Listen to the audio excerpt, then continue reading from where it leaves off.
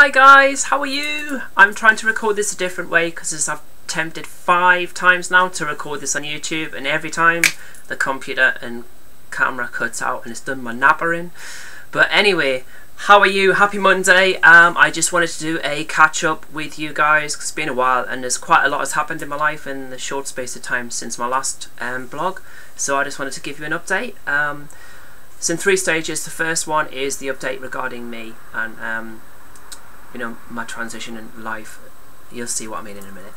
So yeah, I've been on my increased hormones for quite a little time now. I certainly noticed the pains that I used to get in my breast tissue when my breast started forming, you know, and getting, you know, changing. I've certainly noticed that in the last couple of weeks.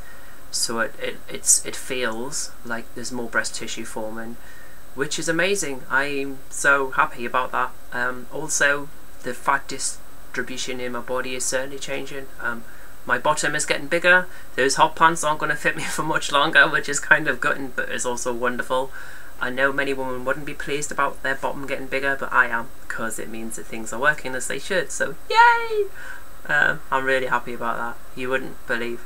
I'm sure you can't believe if you watched any of this, but when your body starts changing into the thing that you've always wanted it to be, it's amazing. Sorry.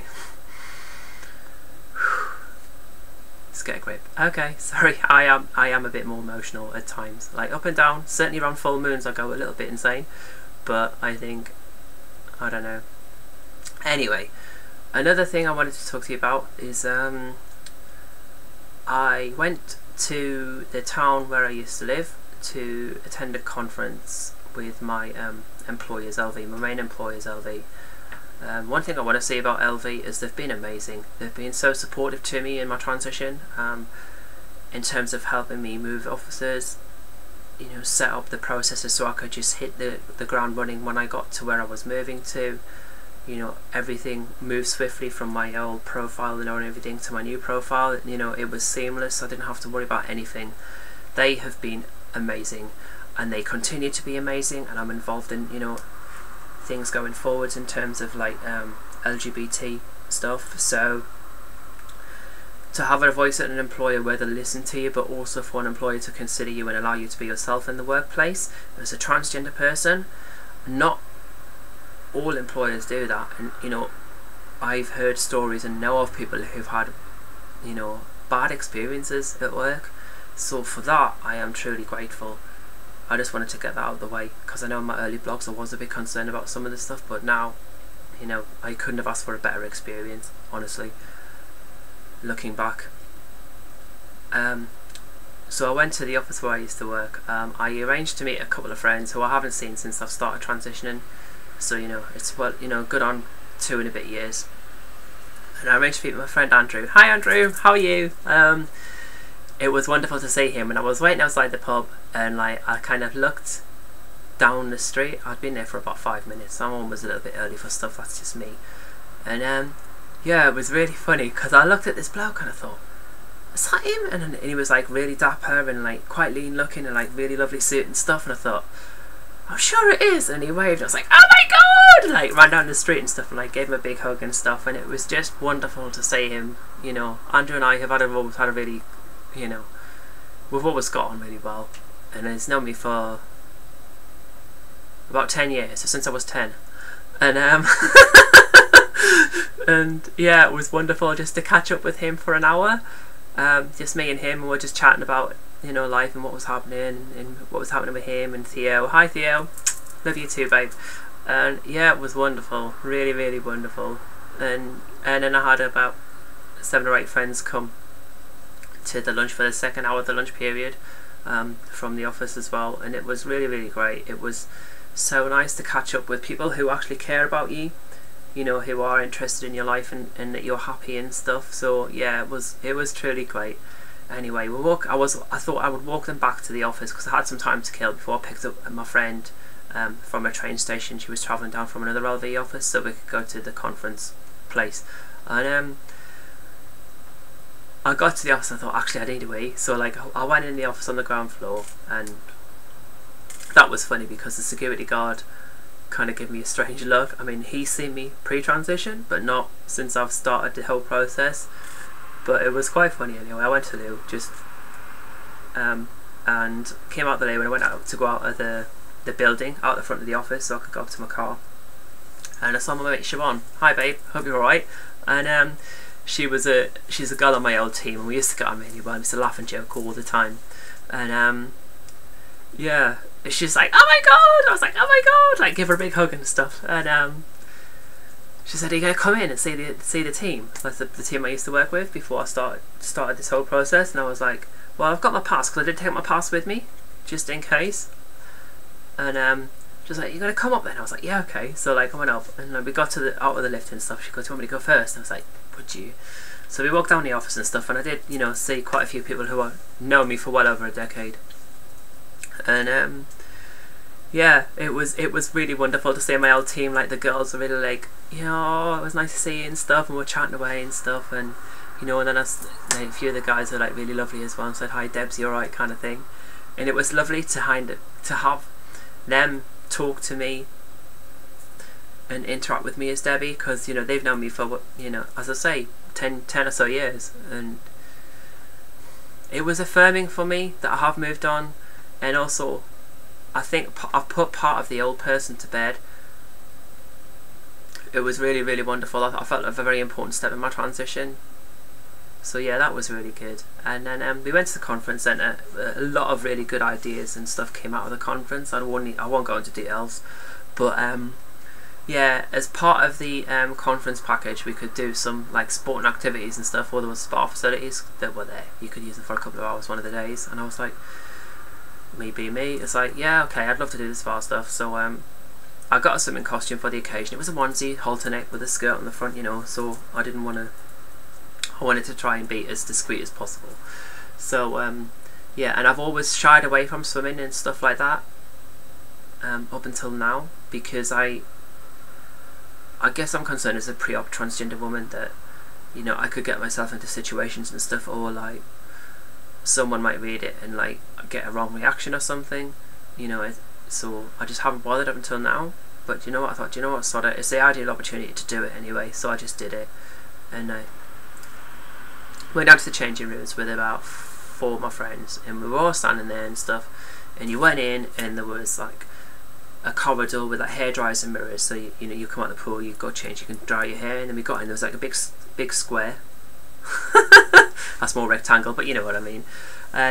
Communal changing area, and there were lockers with the keys. You know, you put your pound in for your clothes and stuff. And then there was also like 4 frosted glass cubicles in the changing room, as well as benches with hooks, so you could get changed in front of people, or if you wanted privacy, you could have privacy. And to be honest with you, there was one woman drying her hair. She wasn't paying us any attention, and there was like, I was amongst friends, so I thought, no, I'm just going to get changed here. So like, put the stuff, the towel and the robe down and stuff. And then, you know, I had a very long skirt on anyway, so I took my top off, set my bra on, and I thought I went to take my skirt off, and I thought, nah Debs, hang on a minute, make sure. So like, took my knickers off, put my cozy on, and pulled it up above the inside of my skirt, so it was like up to mid-waist.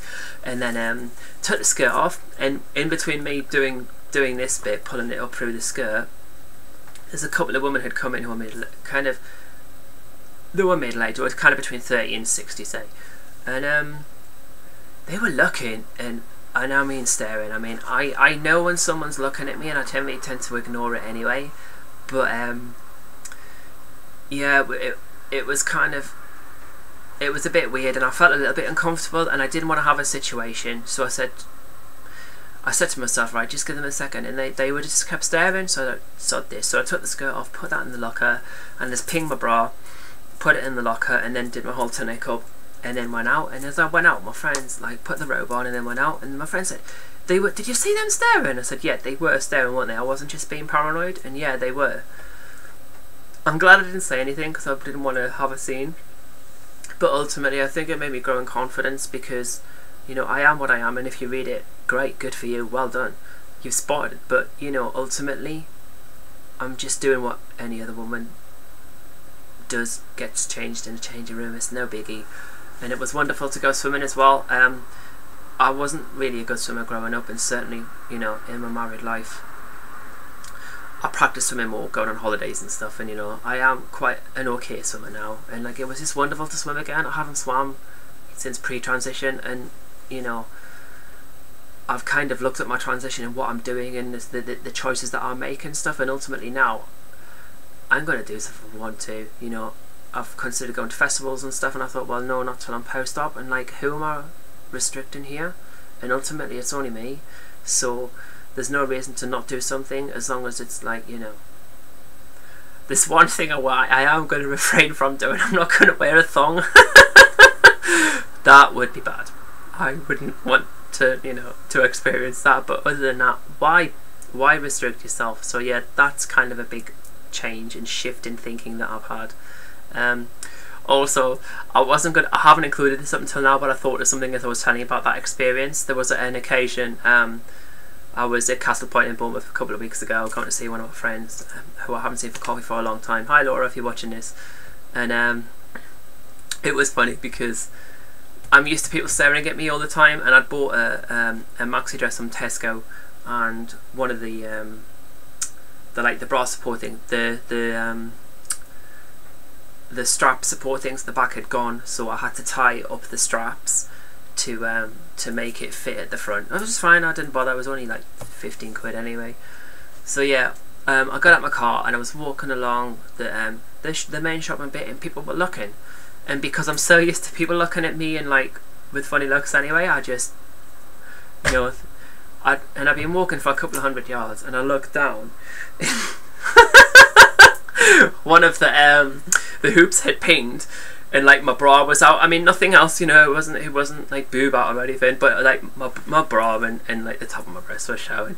So like that's why people were looking. So it's like, oh my god. So like quickly pulled it up and wrapped it around my spaghetti strap, and then I had to go into the Louise in Marks and Spencer's in Castle Point and sort it out. But it was funny. If I'd have seen a girl like that, I would have said, excuse me, I'm sorry, I don't mean to be rude, but do you know that's happened? I would say something. But yeah, that was a really funny thing. I just thought I'd share it with you because it shows you've got to have humour in this situation.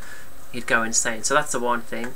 The second thing I wanted to share with you was the fact that it was Pride this weekend. Oh my word. It's my second Bournemouth Pride, so you know, it was nice to experience it a year on, further into transition. I'm a lot more comfortable and happy and confident in myself anyway, so I think I enjoyed it more because of that, and I have more friends and stuff. It was wonderful to take part in the parade again. I was on a bus last year, an open top bus, and it was really great to like wave at people and stuff. But you're up on a bus, you're 2 stories up, so people on the ground and stuff, you can wave, but that's as much as you get. So I decided to walk in front of the bus this time, and you know, it was wonderful handing out wristbands to people and dancing, and if I saw my friends I could run over and give them a hug and stuff, and then run back into the parade. It was a far more enjoyable experience for me and more interactive, and you know, that is my passion, is people and awareness and stuff. So yeah, that was really, really great. And then I went for lunch and flirt with a few of my friends. That was really cool as well. And then went to the Lower Gardens to work on the transgender awareness stall for a bit, and then I sang. Basically, I've joined a choir in the last couple of weeks, Chicken Soup Choir. Hi guys, if any of you are watching this, it was singing is amazing. It is so uplifting. It does something to you when you're singing with a bunch of people, and it sounds wonderful. You should try it, even if you. I mean, I can sing a bit, but yeah, it's weird. It's given me a new lease of life. It really, it just does something to me that nothing else does. So yeah, we sang, and there's about 30 of us, and we got into the bandstand and the Lower Gardens, and it's quite a compact place to sing from. It's probably only a little bit bigger than my bedroom. So yeah, and we got in there and we looked down on the gardens, and of course it was busy because it was Pride, but it was a beautiful baking hot day, and there's like a kind of a concrete river that flows through the park and stuff, so like there's water in there and there's people playing in the water and stuff, and there was easy a couple of hundred, if 200-300 maybe, and it was just wonderful to sing, and the buzz we got from it and afterwards was incredible. It was so incredible. So that was really wonderful. And then yeah, went to wait for one of my friends, Helen. Hi babe, happy watching. Yeah, she's been a massive support, and you know, a really good friend outside of work that has known Debbie the longest. So yeah, she's been an amazing friend. I cherish her dearly. But I was waiting for her, and she was late. She was quite late. I have no objections, because I was sitting around chatting to loads of people to flirt anyway. And yeah, whilst waiting for her, I met someone, and we got talking, and it was lovely. And you know, we arranged to meet in the Triangle afterwards, and yeah, it was wonderful. It was just nice to have that human contact, having not had it for so long. And you know, we had a couple of drinks and stuff, and you know, we went for a walk in the gardens, and we held hands, and we talked, and we kissed and stuff, and it was wonderful. And you know, there were kids walking past, and they were shouting lesbians, and I was just like, yep, that's me. And we were laughing about it and stuff. But yeah, it was so lovely. So if you are watching this, thanks for a great evening. And you know, I saw her the next day and stuff, and like said goodbye and give a lift back to her hotel and stuff after she'd been out. And yeah, who knows, whatever the universe, you know, conspires to bring. But it was fate that brought us together, definitely. And yeah, I'm sharing this stuff, and I haven't mentioned any names or anything. I hope you're okay with me saying that. But yeah, it was really wonderful to meet you, truly. And I hope I'll see you again. That's the second thing. And then the third thing was Pride. Not Pride, I've just done that. Sorry. It is kind of Pride in a way. Yeah, yesterday was the 2nd year anniversary of my transition. My goodness. So I've been full-time now for 2 years. I cannot believe the changes that have happened. You know, if you'd have said to me 2 years ago that you're going to have this many friends, have this much support, have this much love, be this happy, confident, outgoing, I'd have been blown away by it, but I don't think I would have believed you. Life for me now is the best it ever has been. You know, the only element I don't like is that I don't see my daughter as much, and you know, I'm working on that and seeing her more often. But you know, Debbie's life is wonderful. You know, I don't miss your life in any way, shape or form other than my daughter, and long may it continue. So to everyone who's watching this, thank you for being part of it. To all my friends, I love you all dearly. Thank you so much for the support, advice and love that you give me. To all the people who are new in my life as well, you know, it's wonderful, like the choir and others who I've mentioned. It's just like, yeah, long may it continue. I just want to leave you with a thought as well. I often go on about being yourself, and you know, some of the things that I've said, I've shown that even I hold back with some things, and I'm going to do less of that. But you know, if you're bi, if you're lesbian, if you're transgender, if you're gay, if you have, you know, if there are mental health issues that you're struggling with, or you know, other issues, whatever, I think it's important that you talk to others and seek out the support of others, but also to be yourself. As long as it's morally right, you're not hurting anyone or yourself, then what are you waiting for? Why procrastinate? You know, we only get a finite number of moments, and as you know, it's been said many a time, it's not the moments that you breathe, it's the moments to take your breath away. When all is said and done, is how you measure your life. It's what I believe anyway. So you know, if I can leave you with this one thing, be yourself, no one else. Look after yourself. I will blog as and when there are any developments or news to bring you. Until then, take care. Speak to you soon. Bye.